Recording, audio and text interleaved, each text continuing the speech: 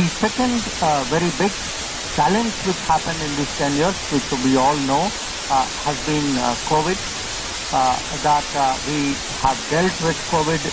We have dealt with COVID not only by creating the infrastructure for that, but by also being among the first countries to actually make vaccines and invent vaccines and to get the vaccination done, because many countries, even developed countries, actually struggle to deal with COVID. Then Namaskar to everybody. I'm very happy to be back again in Bengaluru, and I have today two programs. I think tomorrow two programs also. I think it is very good that I'm beginning with the press, with the media. So great pleasure to see you all. Yesterday, I think all of you know that BJP released its Sankalp Patra, the Manifesto. What we have done in the Manifesto is really to put out our record of 10 years, what we have achieved in the last 10 years, but also to put before the people what is our plan for the next 5 years after this election, where we hope very much that we will get the blessings of the people, and also a pathway for the next 25 years, which is how to create a blueprint, a pathway for Viksit Bharat. So all of that has been laid out in the manifesto. I think you can see in many ways that Modi's guarantee. Modi's guarantee is the record of the last 10 years. It is also therefore a guarantee that the guarantee will be implemented for the next 5 years and further on create the pathway for the next 25 years. And if one looks at the last 10 years, you can see already 10 years ago we were among the fragile 5 economy. Today we are in the top 5 economy. We are not only growing, but the growth has also been inclusive. That if you look at the scale, the massive scale of the various programs, the yojanas and the initiatives, Karnataka, people in Karnataka, like in every other state of India, have been major beneficiaries of this. That we have actually grown, but in a way in which we have carried every section of the population with us, whether it is the poor people, whether it is the young people, whether it is the farmers, whether it is women-led development. So that is one part of what we have done, and you can see this result today that 250 million, 25 crore people have come out of poverty in the last 10 years, which is really for us a record. The second very big challenge which happened in these 10 years, which we all know, has been COVID.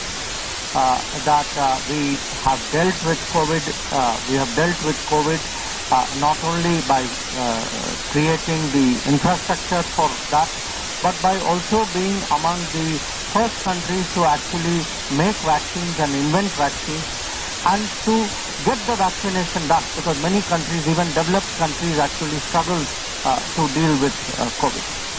Then you can see for the ordinary citizen how much actually the ease of living has improved their daily life, how much their infrastructure, particularly after the Gati Shakti initiative, how much the infrastructure today has grown, that this is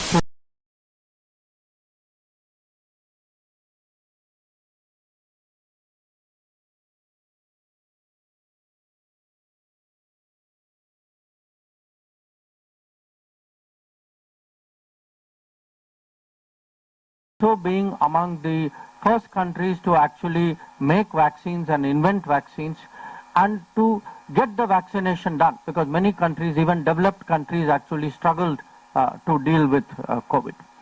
Then you can see for the ordinary citizen how much actually the ease of living has improved their daily life, how much their infrastructure, particularly after the Gati Shakti initiative, how much the infrastructure today has grown, that this is today in India, which is every day building 28 kilometers of highway and 14 kilometers of railway track. So if you look at the pace of the infrastructure, we are building 8 airports every year, 7 to 8 new airports every year. So this is something where actually the delivery of the Modi Sarkar has been very, very strong. And of course, the subject which I deal with very directly, which is our global standing, our global prestige.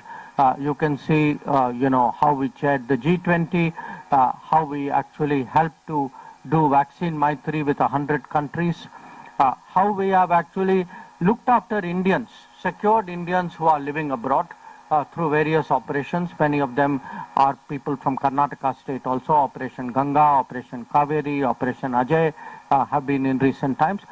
And how firmly we have actually countered the challenge of terrorism, cross-border terrorism, that it was not like what it used to be in the UPA days where we just accepted it and were helpless. Today, if there is cross-border terrorism, there is a very strong reply back to it. Now, in terms of the specifics of the manifesto, there is a lot out there, but I would particularly highlight some things which I think are very relevant to this election. One, of course, the fact that the Pradhan Mantri Garib Kalyan Anna Yojana, which has been really giving free rations of 5 kilos of rice in this state to people. Today, 80 crore people in India benefit from it. It is not only necessary, for their food requirements, but actually very vital part of the nutrition. So there is a commitment here that this will be continued for 5 years more. Similarly, the Awas Yojana, which already across the country has created 4 crore houses. There is a target of increasing this by another 3 crores more. For every household, the electricity bill will come down by Surya Ghar Yojana, where there will be rooftop solarization and the benefits from that.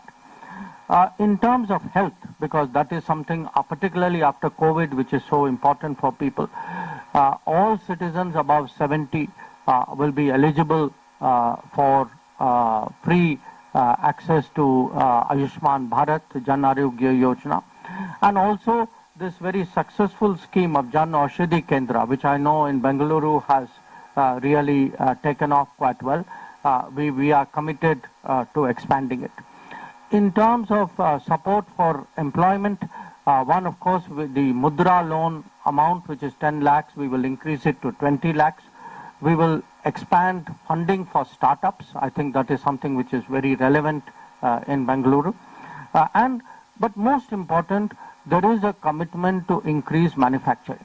Because I think many of you know that from the time our reform started in the 1990s till 2014, till Narendra Modi became Prime Minister, actually manufacturing was neglected. And today we have done a lot to increase the scale of manufacturing in this country. And we want to ensure that India becomes an electronics hub, it becomes a defense hub, it becomes a semiconductor hub, it becomes a space hub. We see in auto and electric vehicles. So this whole manufacturing, particularly sunrise sectors, is something where we see a lot of possibilities. I think it is also something which is very, very relevant to the youth of Karnataka. There is, of course, in the manifesto a commitment to a Surakshit Bharat, but on the economic side, we have again a very strong record to show to the country that today our exports are at a record high, but we want to take it forward. We want to get India connected to the global value chains. We want, as I said, to become, we are very confident that in the coming years we will emerge as the third largest economy, and this also will create many more employment possibilities. There is a big segment in the manifesto about foreign relations. I don't want to talk too much about it because when foreign ministers talk about foreign relations, they don't stop very easily. So I just make the key points today, that today we are seen as a Vishwa Bandhu, that our global prestige is very high. We executed the G20 responsibility very well.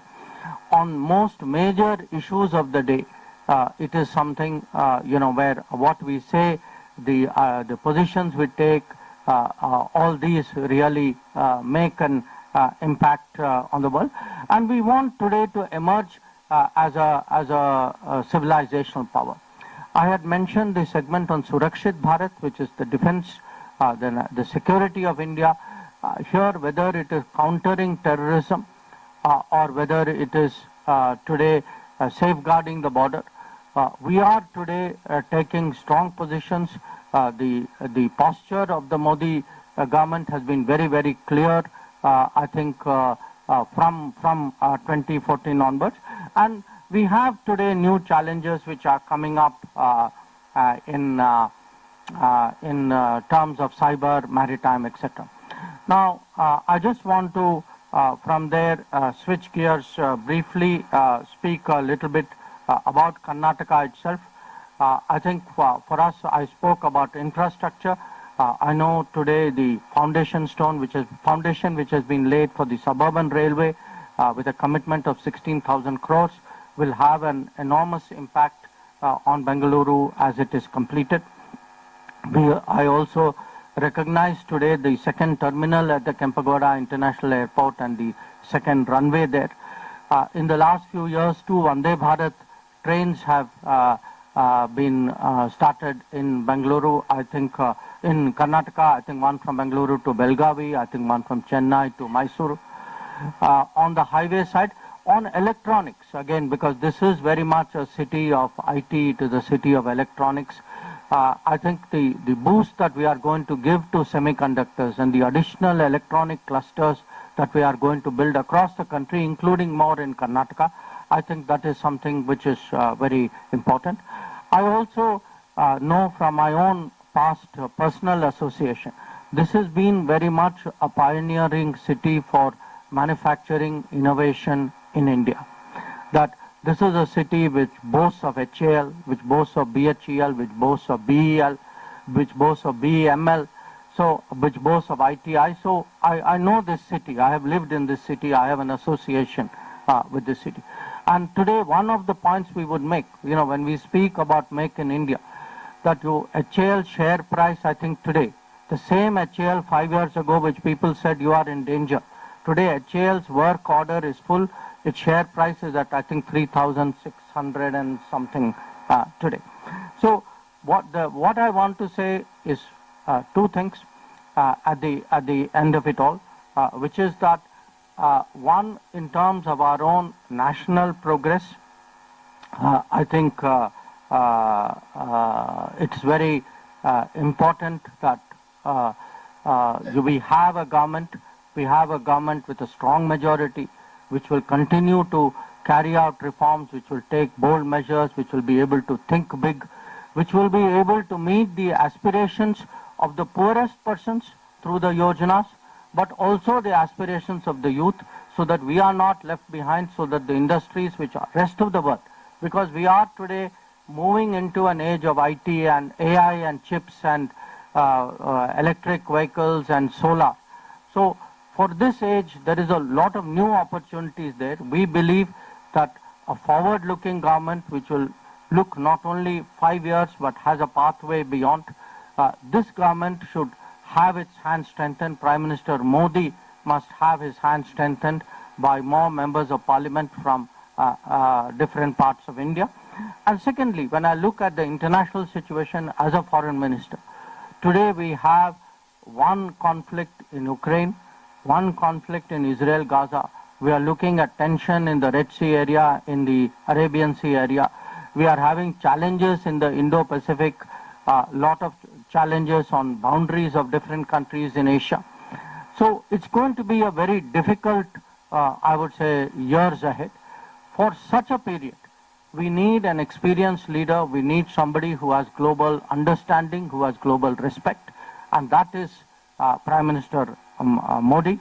So I will, therefore, the message with which I have come to Bengaluru, to Karnataka, is Mattume Modi. Thank you very much.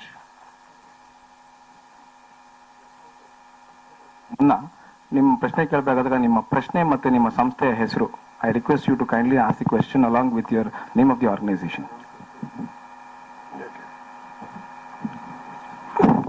ಯಾರು ಪ್ರಶ್ನೆಗಳು ಕೇಳಿದ್ರೆ ಕೈ ಎತ್ತಿದ ಪ್ರಶ್ನೆ ಅವಕಾಶ ಕೊಡುತ್ತೆ. Nagarjun.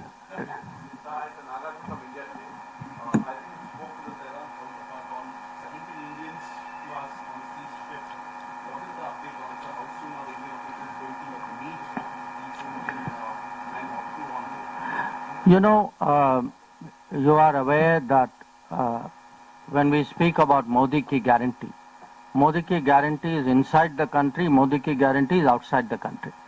Whenever any Indian travels abroad, this guarantee Modi gives. I mean, they can take the travel insurance, but they get a free guarantee from Modi. Okay? The free guarantee from Modi is whatever trouble you are in, we are there for you. So, and we have shown it. We have shown it in Ukraine, we showed it in Sudan, we have shown it repeatedly during COVID. Now, these people were on a Portugal flag ship. The ship was taken over in the seas by an Iranian force. The ship was directed to then proceed to Iran. Yesterday night, I spoke to my Iranian counterpart. I pressed him. I said, there are 17 crew members from India, and it is, we are making the point to the Iranian government that these people should be released, that they should not be detained. I understand, and after that there have been some follow-up conversations between our embassy and the Iranian authorities. I'm getting some reports, but for me, until first point is, I want our embassy people to actually go there and meet these people. That is when that will be my first point of satisfaction. Secondly, I would like, I would absolutely press for these people to come back to India as quickly as we can. I'm quite, my colleague, at least Iranian counterpart, was quite responsive. He said, okay, I understand it. I will try and do something to help you. Next. Ravindra Reshme.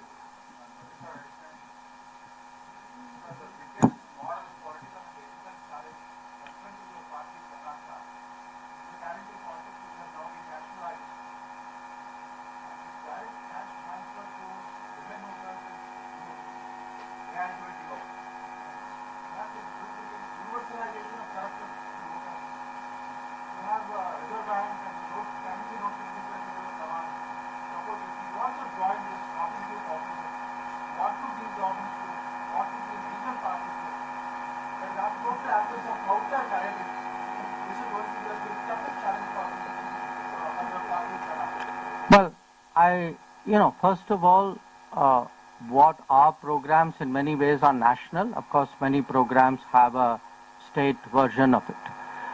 So, I don't agree with you when you describe it as competitive populism. I think there is competitive populism.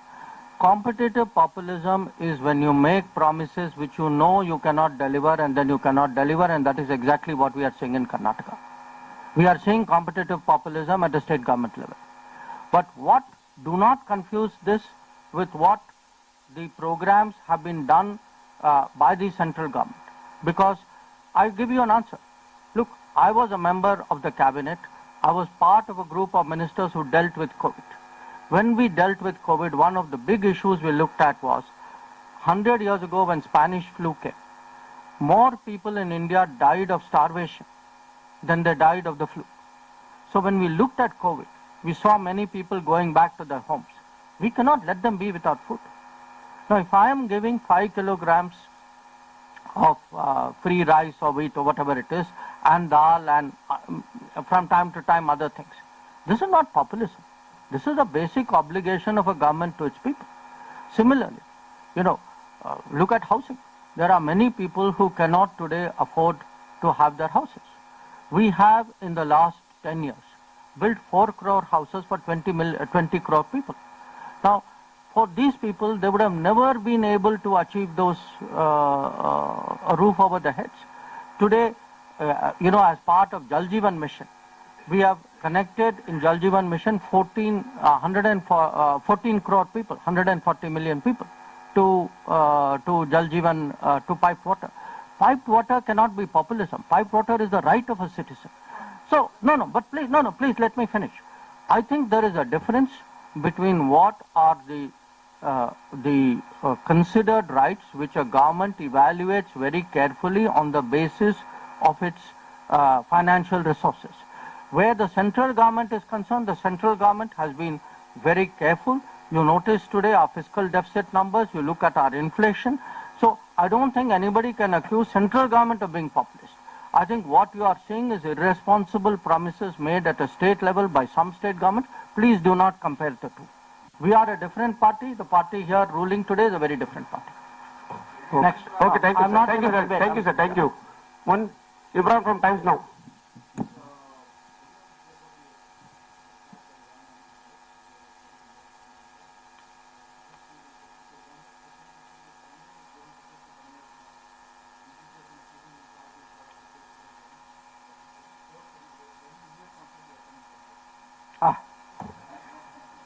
Actually, when I was listing all that we have done in 10 years, I'm glad you reminded me.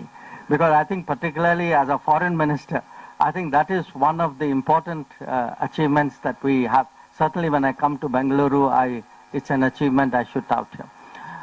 We are tracking the establishment of that consulate. What I heard from, the American side is they have to go through a certain process where they have to resource it and get the approvals. I think they are moving along that.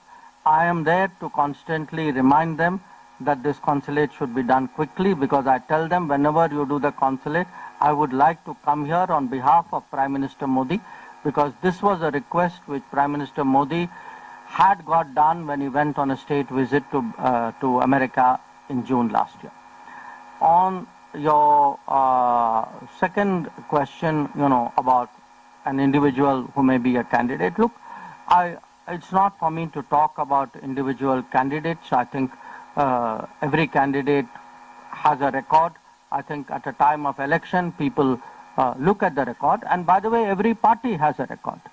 So if a party actually opposes the abrogation of 370, but doesn't have the courage to mention it in its manifesto. If a party which is soft on terrorism, which actually said after 26/11 happened, we weighed the plus and minus and decided best thing is not to attack, because not to attack was better policy than to attack. So if you have a weak record on Kashmir, if you have a weak record on counter-terrorism, then, naturally the selections would reflect, what is the core thinking of the party.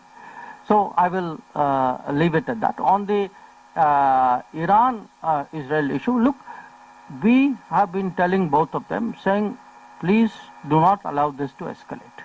That this is a very, very crucial region for the global economy. For India today, there are today almost 1 crore, 90 lakh Indian citizens who live in this part of the world. A large part of our shipping passes through this part of the world. Our oil comes from this part of the world. So this is a enormously sensitive region. So we are very concerned when there is this kind of escalation in hostilities. So our effort has been to tell both of them to calm down. So yesterday I made a phone call to both, not only Iran, I also called up my Israeli counterpart. So we also understand that they have concerns. So I'm not saying that, there isn't a ground for today the countries involved. I'm only saying that for the rest of the world, and definitely for India, we would like to find ways of de-escalating the situation, urging them to get back to what it is. I'm hopeful that it will go in that direction. Thank you. Perfect. Masood from Public TV.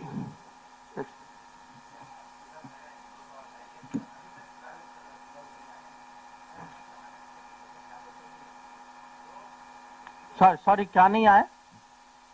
Drought relief. हाँ.